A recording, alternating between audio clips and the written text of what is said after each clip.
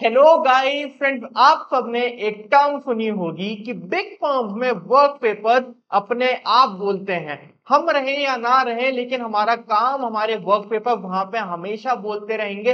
कैसे ये self explanatory documentation वहां पे होती है, आज की वीडियो में हम यही डिस्कस करने वाले हैं। और यहाँ से मैं एक सीरीज शुरू कर रहा हूँ where and I will be covering different different practical aspect कि कैसे टॉप फर्म्स एंड कंपनीज में काम होता है। ऑल दो सारी चीजें कॉम्प्रिहेंसिवली हमारे ऑडिट मास्टर क्लास के कोर्स में कवर्ड हैं, लेकिन फिर भी मैं यहाँ पे यूट्यूब पे फ्री ऑफ कॉस्ट उसमें से कुछ इंपॉर्टेंट एस्पेक्ट अपलोड करने वाला हूँ। Right guys, so let's start the video and see कि वर्क पेपर अपने आप कैसे बोलते हैं। तो गाइस, ये है आपके सामने एक ऑपरेटिंग एक्सपेंसेस का वर्क पेपर, जिससे हम समझेंगे कि कैसे डॉक्यूमेंटेशन होती है टॉप फॉर्म में, जो कि एकदम सेल्फ एक्सप्लेनेटरी होती है और रिव्यूअर के लिए भी कैसे वो हेल्पफुल होता है। तो आ जाओ भी सैंपल वर्क पेपर के थ्रू देखते हैं। ये है गाइस ऑपरेटिंग एक्सपेंसेस का वर्क पेपर, जहां पे हमने लिखा है कि भाई हमने क्या वर्क परफॉर्म किया है to check the operating expenses while auditing the client. Right, तो सबसे पहले तो देखो हमारी फर्म का नाम आता है which is ABC chartered accountant for example, और उसके बाद जिस कंपनी का हम ऑडिट करने गए हैं एक्स प्राइवेट प्राइवेट लिमिटेड, और उसके बाद फिर आता है हमारा ईयर ऑफ ऑडिट, जहां पे हम ऑडिट कर रहे हैं कि कौन से ईयर का हम यहाँ पे ऑडिट कर रहे हैं, वो आप यहाँ पे लिख सकते हो। ऐसे एक सैंपल डॉक्यूमेंटेशन आपको टॉप फॉर्म में मिलेगी। फिर यहाँ पे हमने लिख दिया कि भाई ऑपरेटिंग एक्सपेंस में क्या चीज है और वहां पे हमने क्या काम करा है। Ledger dumps were obtained from the client, then samples were selected, उसके बाद invoices and other supporting documents were taken, और उसके बाद हमने टेस्ट ऑफ डिटेल्स किया जो आपने पढ़ा होगा, और उसमें अगर कोई ऑब्जर्वेशन थी वो हमने यहाँ पे नोट करी। इस तरीके से मैं बहुत क्विकली यहाँ पे कवर कर रहा हूँ कि कैसे डॉक्यूमेंटेशन आप करोगे एक्सपेंसेस के वर्क पेपर की। फिर यहाँ पे पहला टैब आपने देख लिया स्कोप का, उसके बाद हम आ गए सैंपल सिलेक्शन के टैब पे, जहां पे ये लिखा हुआ है कि भाई हमने कितने सैंपल लिए हैं और कैसे हमने उस सैंपल्स को सिलेक्ट किया है। तो यहाँ पे ये लिखा हुआ है कि हमारी performance materiality for example 10 lakh है, और हमारी जो पॉपुलेशन है, पॉपुलेशन यानी कि जो हमको चेक करने हैं एक्सपेंसिव, उसकी वैल्यू है 20 लाख। राइट, 20 लाख की हमारी वैल्यू है जिसको हमको चेक करना है, और हमारी परफॉर्मेंस मटीरियलिटी मान लेते हैं 10 लाख की है।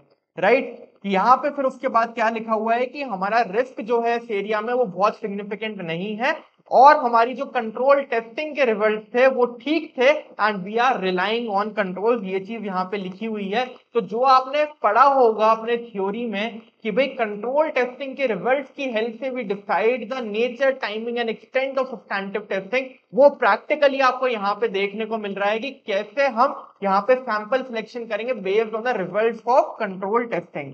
राइट, तो यहाँ पे ये लिखा हुआ है कि मल्टीप्लायर आया आपका 2। मल्टीप्लायर कैसे 2 आया? 20 lakh divide by 10 lakh, multiplier आपका 2 आया। ये एक मेथोडोलॉजी है सैंपल्स निकालने की।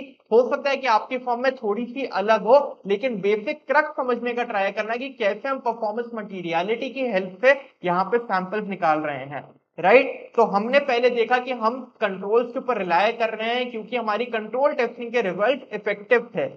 ठीक है, मल्टीप्लायर यहाँ पे आया 2, और उसके बाद फिर हम यहाँ पे रेफर करने वाले हैं सैम्पलिंग टेबल को, इसको हम बोलते हैं सैम्पलिंग टेबल, जिसमें ये लिखा हुआ है कि मल्टीप्लायर पे 1 2 3 4 इतने मल्टीप्लायर हम कितने सैंपल सेलेक्ट करेंगे अगर we are relying on controls.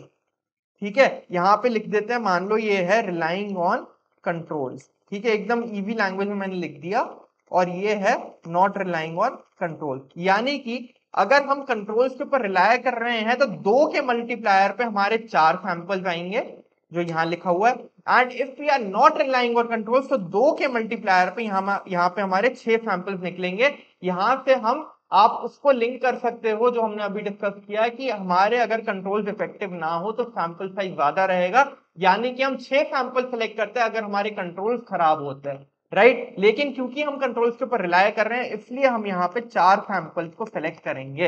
ये यहाँ पे हमने लिख दिया कि हमारा सैंपल साइज रहेगा 4, और सैंपलिंग मेथड हमने ले लिया for example high value basis, यानी कि जो सबसे टॉप इनवॉइसेस होंगे वो 4 हमारे सैंपल हो जाएंगे।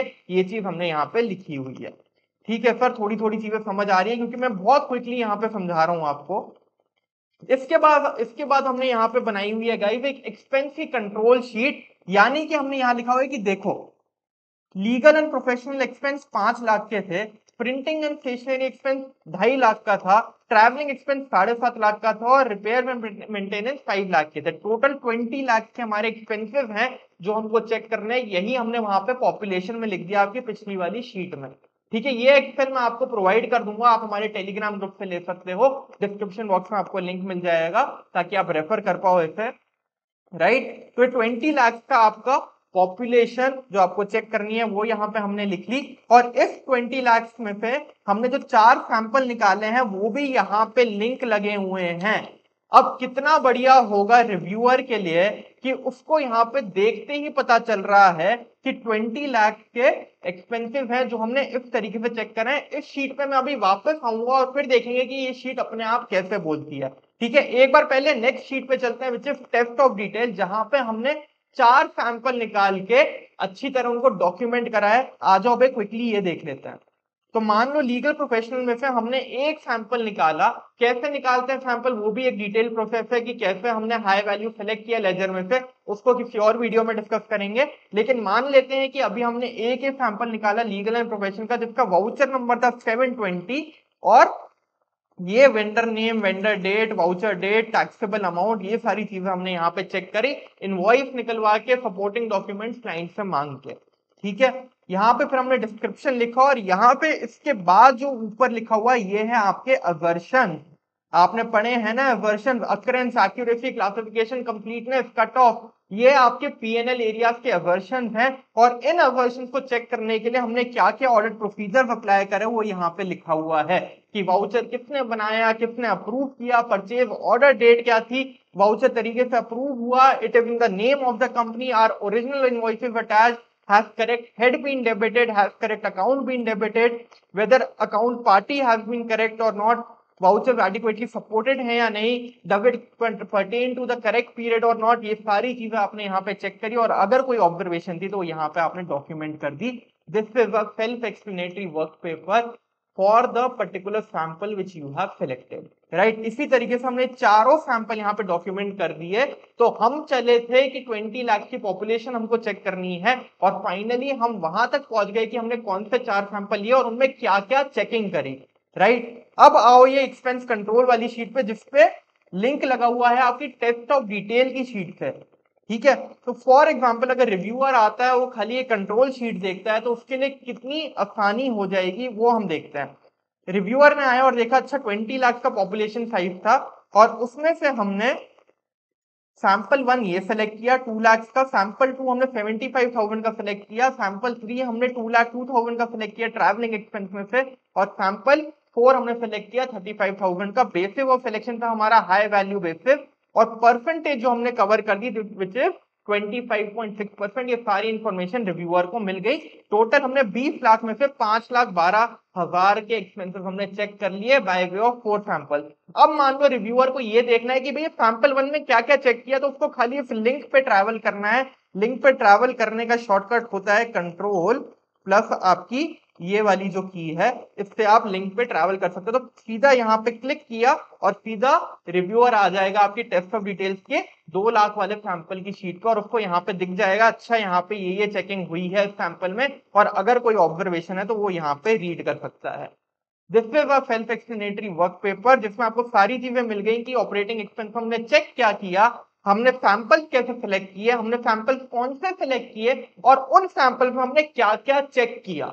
ये सारी डिटेल वर्क पेपर अपने आप बोल रहा है। कोई फर्क नहीं पड़ता कि ये वर्क पेपर किसने बनाया है क्योंकि एक बार इतना सेल्फ एक्सप्लेनेटरी वर्क पेपर बन गया तो ये वर्क पेपर अपने आप बोलेगा।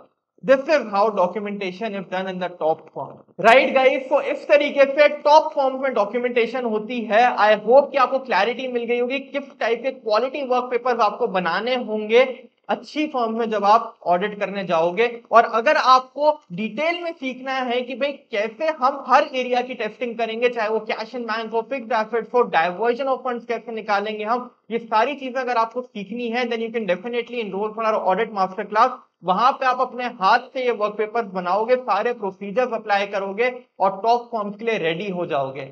Right, so thank you very much guys. I'll see you in the next video. If you like the video, do give a like to the video and subscribe to the channel. Thank you very much.